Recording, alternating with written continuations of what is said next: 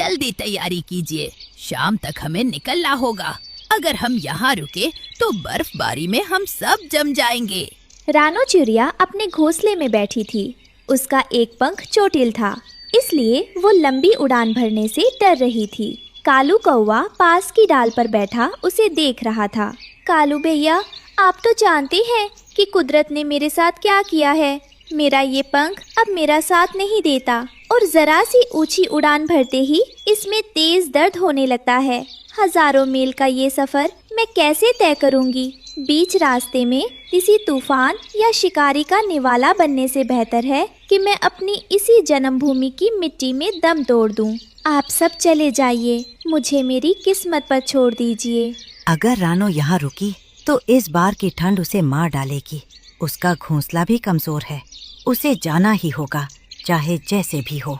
कालू नदी किनारे अकेले बैठा सोच रहा था। वो रानो को समझा समझा कर थक चुका था, लेकिन रानो जिद पर अड़ी थी।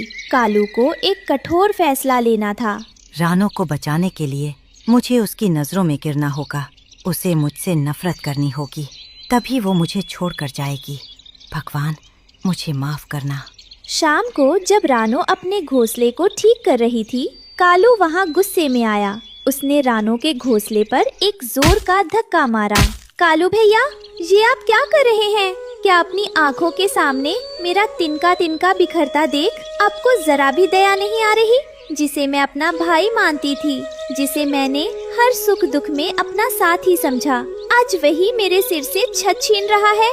क्या एक मामूली से घोंसले के लिए आपकी सालों की दोस्ती इतनी सस्ती हो गई?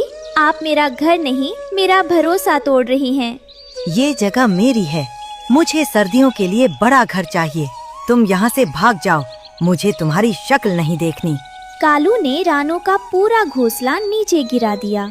रानो जमीन पर गिर पड़ी। उसकी आंखों में आंसू थे। उसे विश्वास नहीं हो रहा था कि उसका भाई जैसा दोस्त ऐसा कर सकता है। कालू भैया, हम तो परिवार की तरह थे, आप इतने बदल कैसे गए? मेरे पास अब कोई छत नहीं है। परिवार?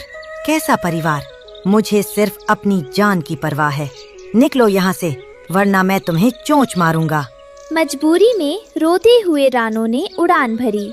हरिया तोता और बाकी पक्षी उसका इंतजार कर रहे थे। रानो ने आखिरी बार पीछे मुड़कर देखा। उसे कालू से नफरत हो रही थी। मैं आपको कभी माफ नहीं करूंगी कालू भैया, आपने मुझे बेघर कर दिया। रानो बाकी पक्षियों के साथ गर्म देश चली गई।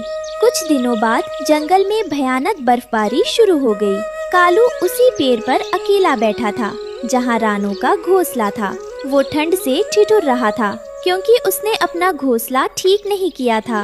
माफ करना रानो, अगर मैं तुम्हें नहीं भगाता तो तुम नहीं जाती। अब तुम सुरक्षित हो, मेरे लिए यही काफी है। सर्दियाँ अपने चरम पर थी।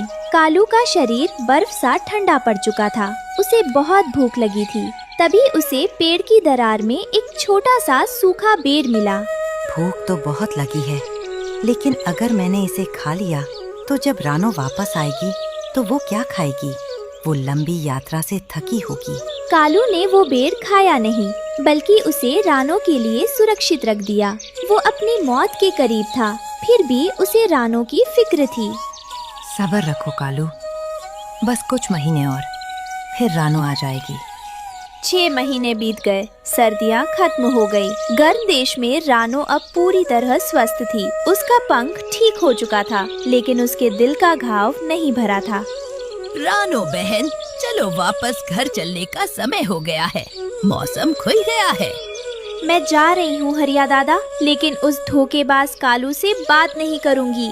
हजारों मील दूर रानो एक हरे भरे पेड़ पर बैठी थी। वहाँ खाने की कमी नहीं थी, लेकिन रानो खुश नहीं थी। वो अभी भी गुस्से में थी।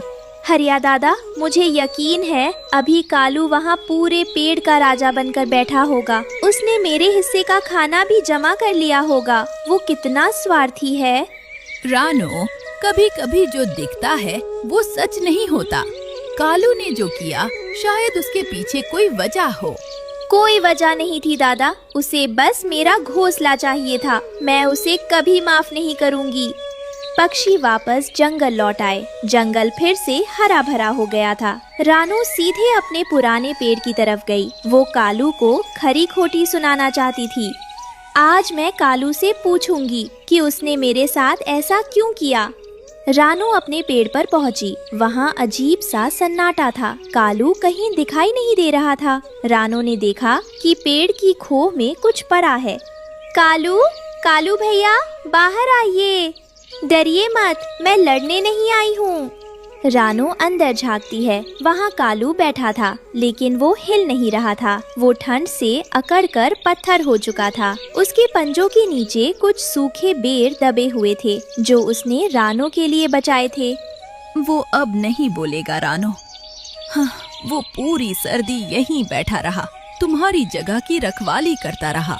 हरिया तोते ने रानू को सच बताया। उस दिन उसने जानबूझकर तुम्हारा घर तोड़ा था रानो, ताकि तुम मजबूर होकर हमारे साथ चली जा। वो जानता था कि वो बूढ़ा है और ठंड नहीं झेल पाएगा, लेकिन वो तुम्हें बचाना चाहता था। कालू भैया, ये आपने क्या किया? मुझे बचाने के लिए आप बुरे बन गए। मैं आपको कोसती रही और आप मेरे लिए मर गए। रानू ने कालू के ठंडे शरीर पर अपना सिर रख दिया। जंगल ने उस दिन जाना कि कभी कभी किसी को दूर भेजना ही सबसे बड़ा प्यार होता है। रानू ने कालू को पेड़ की जड़ों के पास दफना दिया। बसंत ऋतु आ गई थी। रानू ने एक सुंदर लाल फूल तोड़कर वहाँ रखा।